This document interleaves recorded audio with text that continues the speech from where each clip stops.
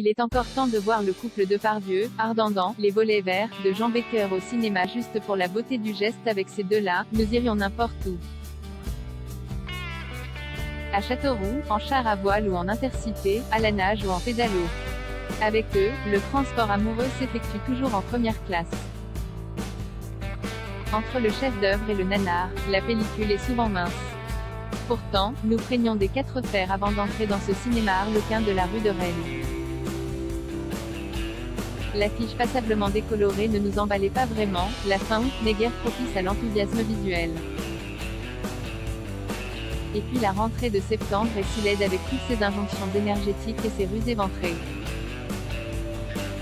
Dans la capitale, le bruit des travaux, d'une régularité à faire pâlir les horaires de la SNCF, ne souffrant d'aucun retard, d'aucun répit, d'aucune compassion, nous contraignit à nous réfugier dans cette salle climatisée et calfeutrée.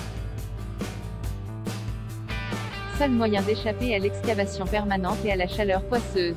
Pour voir quoi? Du théâtre filmé, forcément poussif, à prétention didactique, et une de ces vieilleries produites à la va-vite avec 2 têtes d'affiche destinées à un public à forte majorité enseignante, un scénario bouclé par Claude Abadie et une énième adaptation de Simenon, avec un décor de brasserie molletonnée pour faire clin d'œil, une Mercedes dite explose dans un Paris reconstitué à l'économie circulant sur un filet de gaz pour faire Ruffin, en somme, une forme de pantouflage bourgeois qui peut virer à la catastrophe. Entre le chef-d'œuvre et le nanar, la pellicule est souvent mince. Tout me poussait donc à rester chez moi et à descendre cette liqueur de myrte ramenée de Balagne en ne pensant à rien, la meilleure manière de ne pas être déçu par une morne existence. Sauf que revoir ce couple-là n'est jamais une opération bénigne. On croit sortir indemne.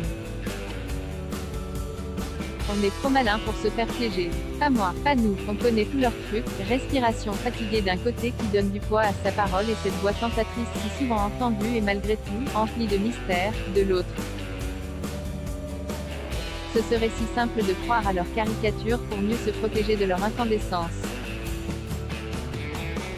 Car, avec eux, on se brûle l'esprit. On entre dans une salle, fringant et détaché, presque blasé, comme si nous pouvions être imperméables à leurs dieux.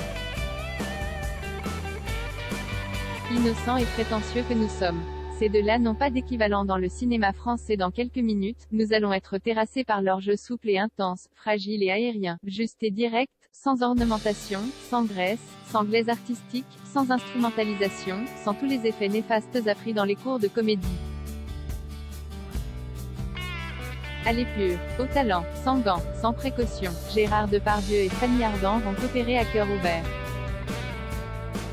Ils ne pratiquent pas une chirurgie déambulatoire.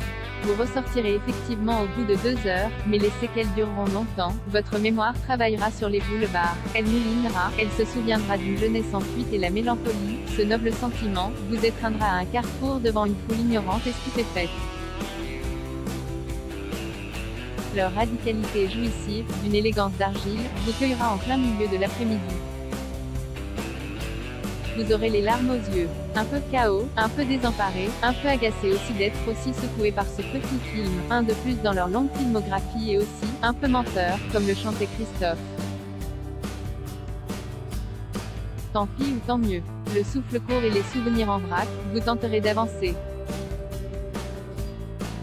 Ces deux-là auront mis la pagaille dans votre tête. Mais vous serez heureux de les avoir revus parce qu'ils donnent une attraction rieuse, une complicité écorchée, une intelligence sacrée aux choses de l'amour. Les écrivains sont désarmés devant tant de simplicité, jamais ils ne réussiront à retranscrire cette fusion-là sur la page blanche.